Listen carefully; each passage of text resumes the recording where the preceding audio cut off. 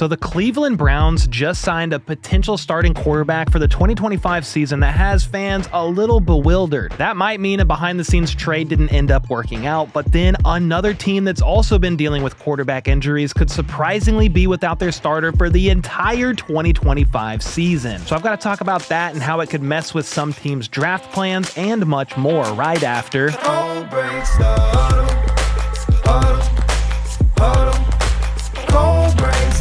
Alright, we've actually had quite a bit of news pop up around the NFL today. For starters, the Houston Texans continue to make their secondary a priority as they locked up cornerback / safety Jalen Pitre to a 3-year, $39 million extension. Over 75% of that contract, $30 million of it to be exact, is guaranteed, which is great for him. The $13 million per year actually makes him the highest paid nickel corner in all of football, which is significant because they also just made Derek Stingley Jr. the highest paid corner in the entire NFL this offseason, giving him $30 million a year. So, some pretty big investments there. On top of that, they also traded for CJ Gardner-Johnson, so it's pretty apparent that shoring up that secondary for years to come has been a major priority for them this offseason. Locking up Pitre is a big part of that. He was an early second-round pick back in 2022, and he exploded right out of the gate, racking up 147 tackles and 5 interceptions in his rookie year, both of which led the team. He took a step back in 2023, though,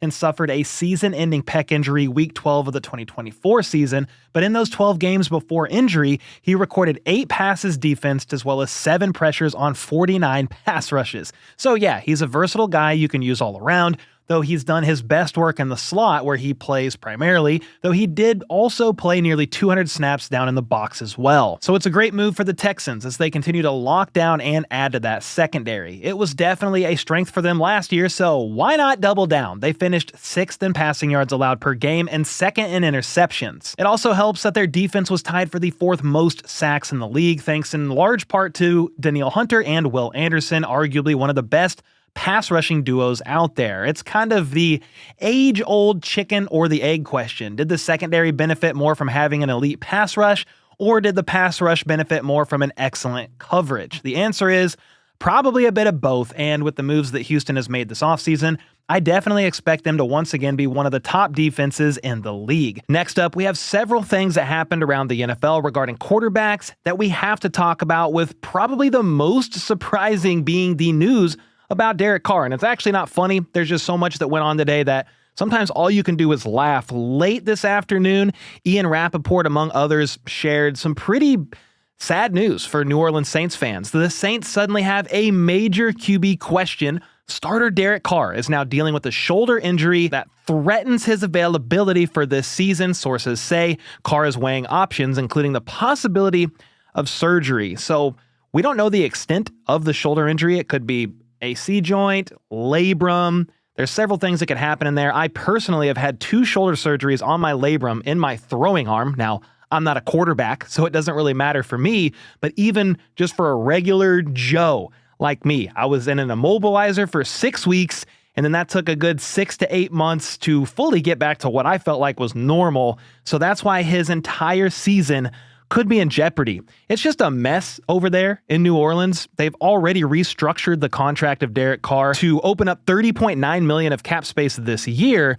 But basically what that does, it lowers the cap hit to $20 million for 2025. But for 2026, currently his cap figure is $69.2 million. Good God almighty. And they really only have Spencer Rattler as their quarterback. So this could throw some real wrenches into some teams' draft plans at this point in time, because if the Saints don't have a great option, they very well could take Shedeur Sanders at pick number 9. So when I talk about some of these teams and their options of getting a quarterback in the draft here in this next segment, you need to keep in mind that it's with the idea that the Saints actually pass up on Shedeur Sanders and don't take him, because now it's actually a very real possibility. You get a quarterback on a cheap rookie deal, and he's going to be able to play and contribute this year. Obviously, you could also just roll with Spencer Rattler, I guess, and just say, screw it, let's give it the best shot that we have in 2025. I mean, that is unless you want to go with Jake Haener or Ben DiNucci. I think that's how you say his last name. It's irrelevant because now the Saints are in quite a predicament, And they are not the only team that had some surprising quarterback news today. Let's stick with the quarterback news here, starting with something that wasn't extremely surprising, but I did like to see, and that is about quarterback Drew Lock heading back to Seattle on a one-year deal to be the backup for Sam Darnold. He was a part of the Russell Wilson Broncos trade a few years ago and spent the 2022 and 2023 seasons backing up Geno Smith, who is now with the Raiders. He then signed a one-year deal last year with the Giants, and after they released Daniel Jones in the middle of the season, he did get a chance to start 5 games. Lock did go 1-4 during that span, and their one win came when they probably should have lost if you think teams should actually tank. They had lost 10 games in a row, and they were actually in line for the number 1 overall pick as long as they lost the last 2 games of the season. But instead, they beat the Colts 45-33 and wound up with the 3rd overall pick. So while Locke hasn't worked out as a starter in the league so far, he certainly has enough talent to be a quality backup and maybe even get another crack at a starting job somewhere down the line. I'm definitely going to be rooting for Locke. I live in Lee Summit, Missouri, which is, I believe, where he grew up and played high school ball, and the city where his father, Andy Locke, co-founded a bunch of restaurants in the area. Some of them I actually eat at often. Well, tragically, his dad passed away roughly a week ago at the age of 57. So I know Drew has to be in a bit of a whirlwind right now with his personal life, and then once again moving back to Seattle, all the while grieving the loss of his father, something that is never easy. So I definitely wish Drew Lock the best, especially given all he's going through. The next quarterback news to me was a bit more surprising, and that is the man, the myth, the legend, Joe Flacco is headed back to Cleveland on a one-year deal. That's right, the 40-year-old, 17-year vet is once again a Cleveland Brown after inking a one-year, $4 million deal worth up to $13 million in incentives. If you remember, Flacco signed with the Browns off of his couch week 12 of the 2023 season after Deshaun Watson went down that year with a shoulder injury. He started the last 5 games of the season, leading them to a 4-1 record and a playoff berth while throwing for over 1,600 yards and 13 touchdowns in those 5 games. That insane 5-week stretch was good enough to earn him Comeback Player of the Year, and it was definitely one of the coolest stories in the NFL that season. Last year, he was with the Colts on a one-year deal, and that definitely didn't go as well as his first stint in Cleveland, as he went 2-4 in his 6 starts in Indy last season. But now he finds himself back with the Browns on a roster that currently has himself, Kenny Pickett, and Deshaun Watson as quarterbacks on the roster. I talked about this in much more detail during yesterday's video, but Deshaun Watson most likely isn't playing at all in 2025. And honestly, it wouldn't shock me if he never played again after tearing the same Achilles twice in 3 months. He said he's coming back with a vengeance and everyone's doubting him, so he plans on playing again, but those are significant injuries. Same Achilles torn twice within 3 months. I'm not so sure about that. Anyway, the surprising part of this to me about Cleveland signing Flacco is I feel like they were a team that really needed to either draft a quarterback or trade for Kirk Cousins. I mean, maybe that means a Kirk Cousins trade is now out of the picture, and that's why they said, okay, let's go get Joe Flacco instead. Well, Joe Flacco or not, he isn't the long-term answer, and I'm sure Browns fans aren't extremely excited about the possibility of Joe Flacco and Kenny Pickett being their 1-2 combo for 2025.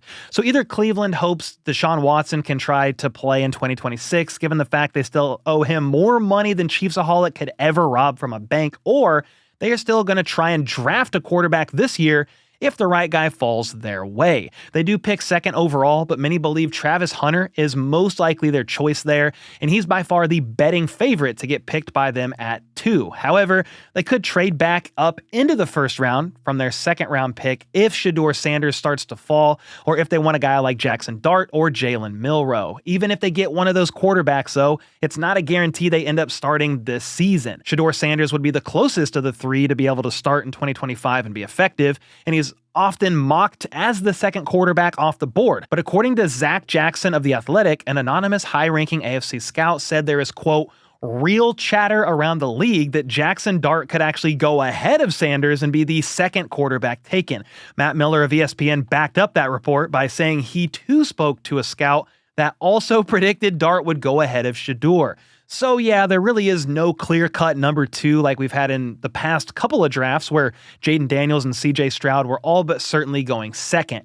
So by all indications, it looks like the Browns are content, in theory, on heading into the 2025 season with Joe Flacco and Kenny Pickett, and in all likelihood a rookie quarterback, whether that's Shedeur, Jackson Dart, Jalen Milroe, or even a guy in the later rounds like Will Howard. It's definitely a bold strategy, Cotton, but I'm afraid at this point, it's the best they can do as they've really backed themselves into a corner with the Deshaun Watson disastrous contract. He's got $36 million cap hit this year and then an $80 million cap hit in 2026. Good God almighty. But hey, you guys got to let me know what you think of the Browns quarterback situation as they prepare for the 2025 season. So let's move on from the team with the number 2 pick to the New York Giants, who will be next on the clock at number 3 overall. There's a few different ways they could go with their pick, but one of the most likely scenarios is them taking edge rusher Abdul Carter. Obviously, if Cleveland takes Carter at 2, probably Travis Hunter at 3, but let's just say Travis Hunter goes 2. Abdul Carter is probably next. He was in the building for a visit with them today and posted this picture of Lawrence Taylor on X. Doesn't really mean all that much, but New York has shown all kinds of interest in Carter, with head coach Brian Daboll reportedly even having dinner with him earlier this month. It's hard to say they even have a massive need at edge rusher, but if you have the chance to get one of the best players in the draft, especially in a weaker quarterback class like this year, and the job of the head coach and GM is absolutely on the line, you should probably go ahead and get that guy, the best player available. Sure, they finished tied for 8th in sacks last season and already have Brian Burns and Kayvon Thibodeau on the outside with big Dexter Lawrence in the middle. But as we just saw with the Philadelphia Eagles in Super Bowl 59, you can never have too many guys going after the quarterback. Plus, Thibodeau did take a bit of a step back last year, so to get another monster in the mix there with Dexter Lawrence, I like that a lot for the Giants. Now, it is worth noting a couple things about Abdul Carter. He's coming off of a monster final season at Penn State, racking up 12 sacks and 24 tackles for loss in 16 games, but he was discovered later this offseason to have a foot issue, a stress reaction to be exact, and didn't work out at the Combine or Penn State's Pro Day. That said, his agent Drew Rosenhaus gave a positive update recently saying that Carter had a medical recheck in Indianapolis yesterday, and it revealed that his foot is healing and no surgery will be needed. He then said that it should be a non-factor with teams at this point. Well, if for some reason the Giants pass on him at 3, don't expect him to fall too far. He's meeting with the Patriots on Monday, and according to Albert Breer, he's only taking visits with the Titans, Browns, Giants, and Patriots, as those are the teams with the top 4 picks. And speaking of the Patriots, their new wide receiver 1, Stephon Diggs, posted this video to his Instagram of him doing drills and running routes at some point this week, I believe yesterday. And I've got to say, he's looking pretty freaking good for just being 5.5 or so months removed from tearing his ACL. It was actually reported a few weeks ago that Diggs was ahead of schedule in his recovery and was even running full speed and getting comfortable with cutting and changing direction. Well, now we have video proof of that, so I think it's safe to say he should indeed be good to go for week 1. That's a big old W for New England, who have their new franchise quarterback in Drake May, and boy, oh boy, do they need the wide receiver help. Well, Diggs was looking awesome last year pre-injury, accumulating almost 500 yards and 3 touchdowns in just 8 games. So if he can look even 80% of that in 2025 as he comes back from injury and is nearing 32 years old, I think that 3-year, $69 million deal will at least initially look to be worth it. The truth is, only $25 million of that is actually guaranteed, and they can get out of his deal after this season if they really need to. There's some dead money involved, but still, it is get-outable after 1 year. That's not a word, but it's okay. I would think that New England still drafts a receiver at some point early on this year after they most likely take Will Campbell 4th overall to beef up the O-line. Anyway, that's all I have for today, so be safe this weekend, and with that, I'll see y'all next time.